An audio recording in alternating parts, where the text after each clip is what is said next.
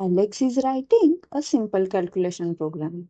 Everything looks correct. He clicks runs, but Python suddenly stops and shows an error again.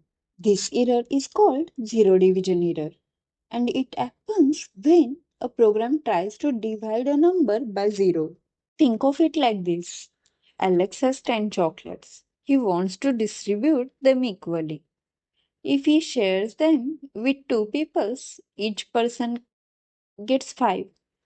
If he shares them with 5 people, each person gets 2. That makes sense. But what if Alex tries to divide 10 chocolates among 0 people? There is nobody to receive the chocolates. The calculation simply does not make mathematical sense. Python feels the same way. Whenever Python encounters division by 0, it immediately raises zero division error. All of these will fail. This error often appears when values comes from the user input.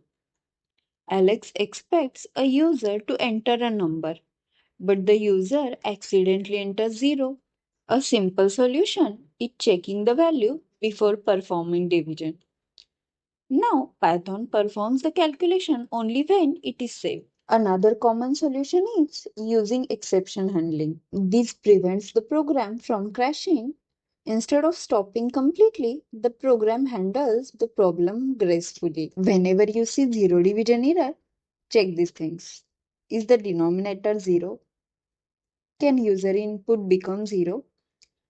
Should you validate the value before dividing?